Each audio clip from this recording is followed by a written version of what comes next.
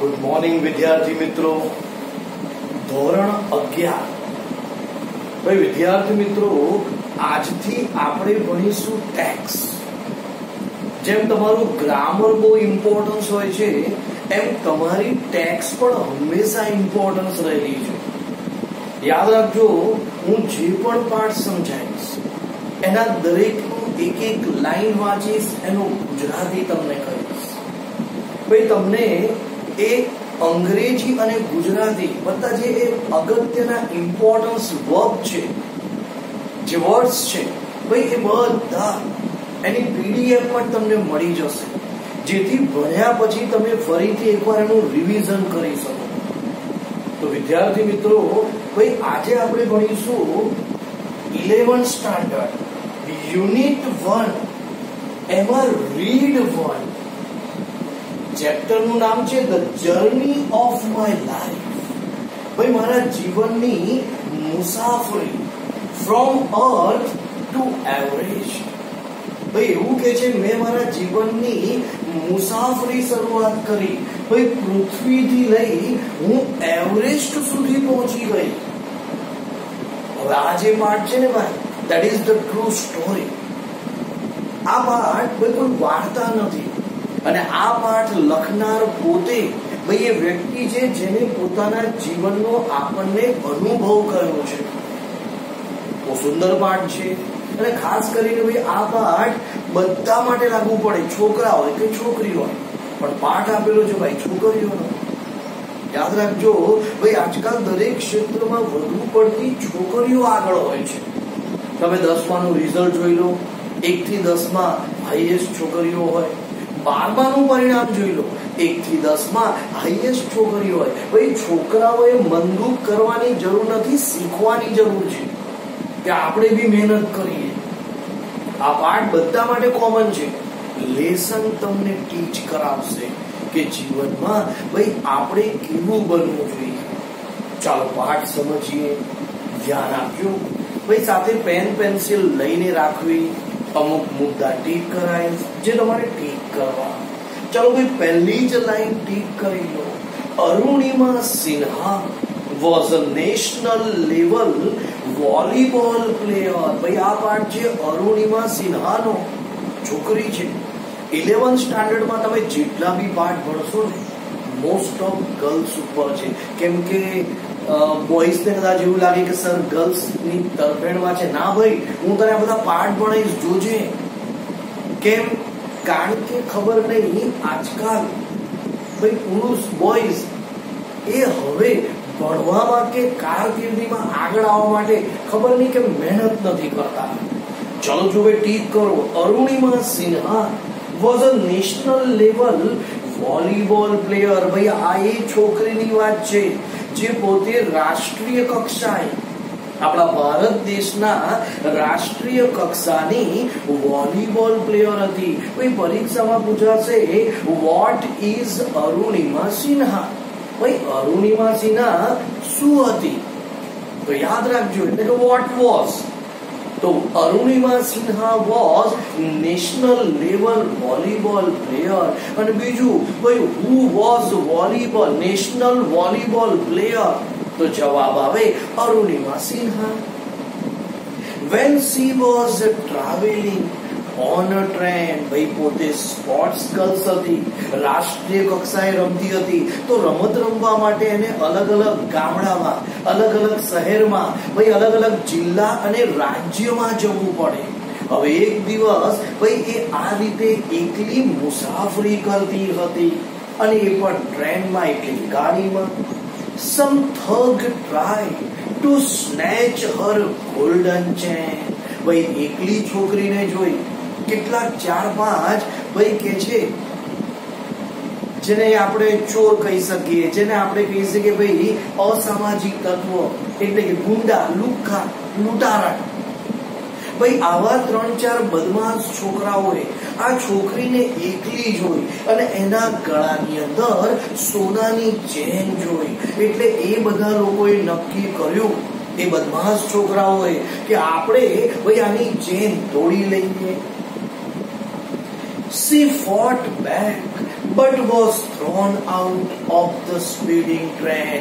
ભાઈ આ છોકરી આ 4-5 છોકરાઓ સાથે લડી એકલી, પણ એવું કહેવાય છે કે ભાઈ એક છોકરી હતી ને 4-5 છોકરા હતા, છતાં પણ લડી, એની કોઈએ મદદ નહીં કરી, આગળ આવશે હમણાં, અને ચાલુ ટ્રેન માંથી ભાઈ આ છોકરાઓએ આ છોકરીને બહાર ફેંકી દીધી and lost her left leg.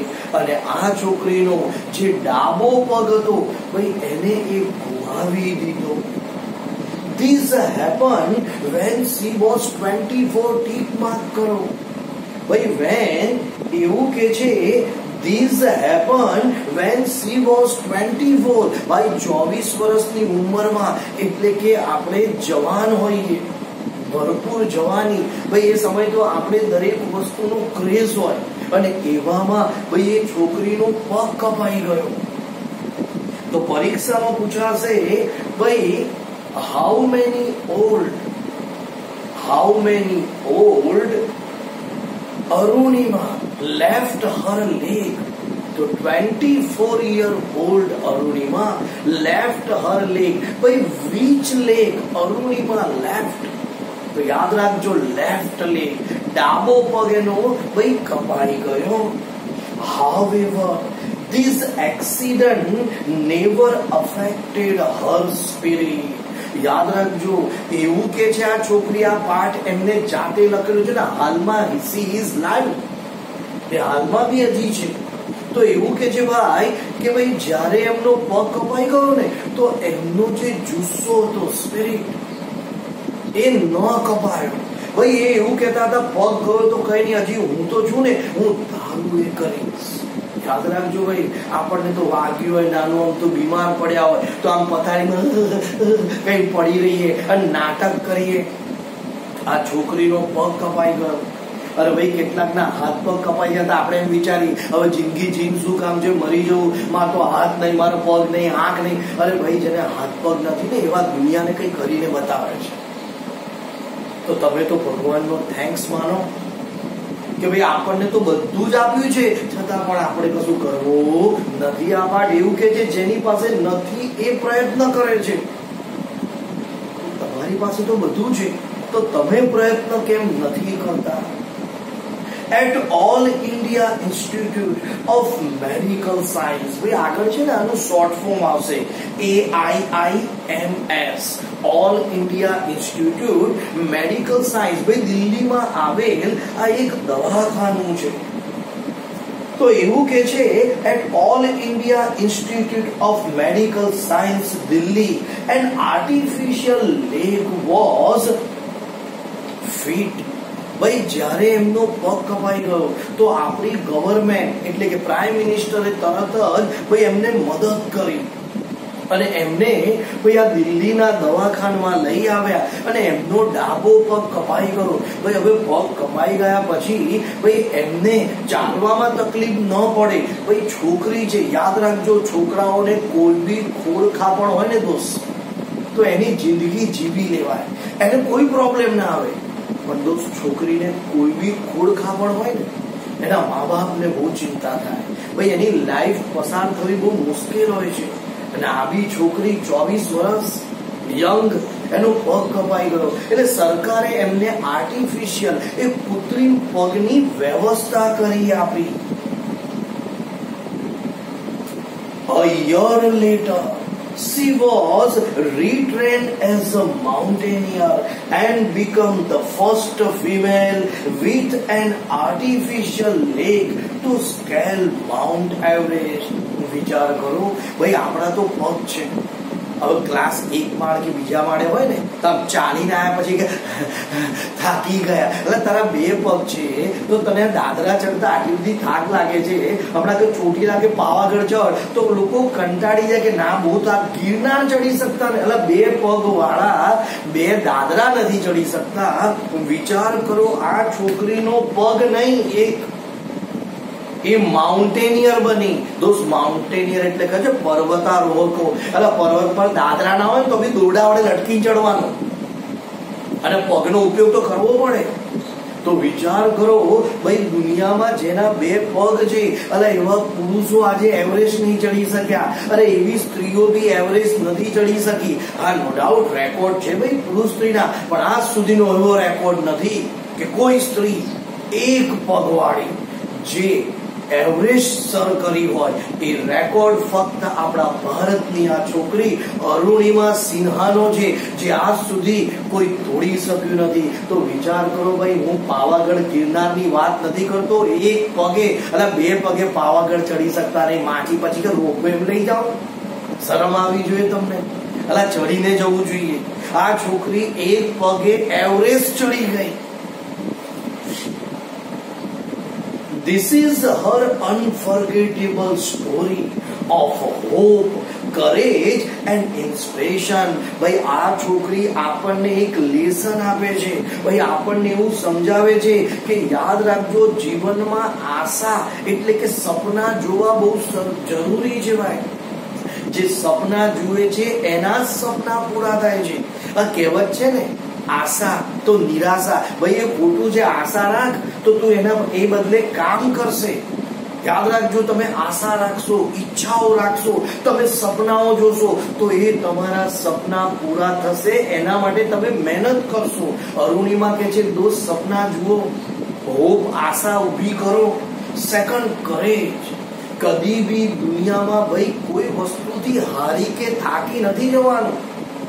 આજે ભગવાને તમને એટલી બધી તાકાત અને હિંમત અને કરેજ જેને કહેવાય એ આપી છે, આપણે ધારે કરી શકીએ. એટલા માટે તો કહેવત છે, nothing impossible in the world. તો આ દુનિયામાં આપણે બધું જ કરી શકીએ છીએ, પણ એના માટે આપણે ભાઈ પહેલા શું લેવું પડે? આપણો કોન્ફિડન્સ, આત્મવિશ્વાસ. હું સરસ કહી છે ભાઈ, ખુદ કો કર બુલંદ ઇતના કે ખુદા પૂછે બોલ તેરી મુરાદ ક્યા હૈ. ઈચ્છા મુરાદ એટલે અરે ભગવાન આઈને પૂછશે બોલ તારે શું કરવું છે. એટલે કહેવાનો અર્થ ભાઈ આપણે આપણી જાતને સ્ટ્રોંગ બનાવવાના છે. આ છોકરી કહે છે તમે મહેનતુ બનો એન્ડ ઇન્સ્પિરેશન. યાદ રાખજો, જીવનમાં છે ને પ્રેરણા મેળવો. પ્રેરણા ભાઈ આજે આપણા ભારતમાં એટલા બધા મહાન મહાન વ્યક્તિત્વ થઈ ગયા છે. સાધુ, સંત, લીડર, નેતા. ભાઈ તમે આવા કોઈ વ્યક્તિ છે ને એની ઇન્સ્પિરેશન, પ્રેરણા લો. જેમ કે તમે અરુણિમાની પણ પ્રેરણા લઈ શકો છો. એટલે 1 પગ તો બી એ છોકરી આજે દુનિયામાં નામ કરી. આપણે દુનિયામાં નામ નહીં કરવું, એટલે આપણે આપણા દેશમાં, ગુજરાતમાં, આપણા ગામડા કે આપણા શહેરમાં નામ કરો બહુ થઈ ગયું. સોસાયટી નામ કરના સારું, ખરાબ નામ નથી કરવાનું ભાઈ. ખરાબ તો તાત્કાલિક થઈ જાય, સારું કરવા માટે બહુ વાર લાગે ભાઈ. તો કહેવાનો અર્થ, આ છોકરી આપણને કહે છે સપના જુઓ, આશા ઊભી કરો, મહેનત કરો અને હંમેશા ભાઈ પ્રેરણા પ્રમાણે પ્રેરણા લો. તમારામાં પ્રેરણા આવવી જોઈએ તો તમે જીવનમાં આગળ આવી શકો. Let's read 4 scene of her life. ભાઈ આ પાઠ કોઈ બીજાએ નથી લખ્યો, અરુણિમાએ પોતે લખ્યો છે. એમને કહ્યું ચાલો હું તમને મારા જીવનના 4 ભાગ સમજાવું છું. Narrate in her on word. હું જે વાંચી રહ્યો છું ને મારા શબ્દ નથી, એ જે લખેલા શબ્દ એ એમના પોતાના છે. સીન 1. ચાલો આજે આપણે ભાઈ એમને સીન 1 કે એમની જોડે આ બનાવ કઈ રીતે બન્યો. I had started dozing. યાદ રાખજો ભાઈ, આપણે ગાડીમાં કે બસમાં એકલા ગયા હોય ને, 2-3 હોય તો કેવું વાતો કરીને ટાઈમ પાસ થાય અને તમને ઊંઘ ના આવે. પણ હવે તમે એકલા ગયા છો. હવે એકલા ગયા એટલે તમે અડધો કલાક, પોણો કલાક થાય ને એટલે કંટાળો. એટલે ધીરે ધીરે આપણને ડોઝિંગ એટલે ઝોકા આવવા. આ છોકરી કે જે હું ટ્રેનમાં બેઠી હતી અને હું એકલી હતી એટલે મને ઝોકા આવતા હતા. My eyes were closed but my mind was awake. ભાઈ એવું કહેવાય છે, અરુણિમા બોલી ભાઈ મારી આંખો બંધ હતી પણ મારું મગજ છે ને એ જાગતું હતું. યાદ રાખજો, તમે 10માં પાઠ ભણી ગયા છો મધર, અને મેં જ તમને ભણાવ્યું છે દોસ્ત કે દરેક સ્ત્રીઓમાં 6 સેન્સ હોય છે. ભાઈ એમની એવી જોરદાર સેન્સ હોય છે, એમને બધું જ ખબર પડતી હોય છે. પુરુષોમાં આવી સેન્સ હોતી નથી. એ ગોડ ગિફ્ટ છે ભાઈ છોકરીઓ, સ્ત્રીઓને. તો અહીંયા હમણાં આવશે, તમે મધર પાઠ ભણી ચૂક્યા છો 10માનો, અને એમાં કહ્યું જ છે ભાઈ આગળ એવું કે છે હું ઊંઘતી હતી, આંખો બંધ હતી પણ મગજ જાગતું હતું. I remember some saying that apparently would come after some time. ભાઈ મેં સાંભળ્યું કેટલાક એવું કહેતા હતા બરેલી નામનું સ્ટેશન બસ થોડાક સમયમાં આવવાનું છે. મને ખબર પડી કે બરેલી સ્ટેશન આગળ આવવાનું છે. I was in deep thought, પણ એ સમયે હું છે ને ઊંડા વિચારમાં હતી. When I felt a hand tugging at my gold chain, પણ અચાનક જ મને એવી ખબર પડી કે ભાઈ કોઈનો હાથ મારા ગળા પર એટલે કે મારા સોનાના ચેન ઉપર અડી રહ્યો છે એવું મને ખ્યાલ આવ્યો. A girl's sixth sense, always her best companion. મેં પહેલા બી કહ્યું કે ભાઈ છોકરીઓ સ્ત્રીઓને ભગવાને સિક્સ સેન્સ આપી છે. તરત એને ખબર પડી ગઈ અને ભાઈ બધાને ખબર છે આ સ્કિન છે ને આ ચામડી ભાઈ એ બહુ જ સેન્સિટિવ હોય છે. તમે એને અડો એટલે ખબર પડે કોઈ આપણને અડી રહ્યું છે અને તરત જ એ છોકરીને ખબર પડી ગઈ. I instinctively open my eyes. मैं फटाफट વીજળી વેગે મારી આંખો ખોલી દીધી. And so 4 or 5 young men around me. मैं જેવી આંખ ખોલીને તો મારી આજુબાજુ 4-5 બદમાશ છોકરાઓ ઊભા હતા. Their drunken looks and behavior gave me an inkling of their intention.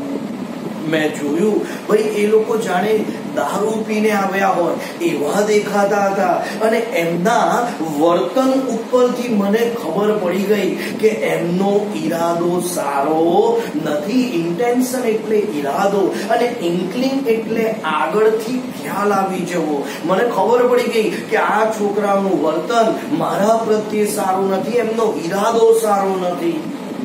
I stood up a flash to tell them. અને હું વીજળી વેગે ઊભી થઈ અને હું એ 4-5 છોકરાઓની સામે કહેવા લાગી that I had no intention of parting with my chain.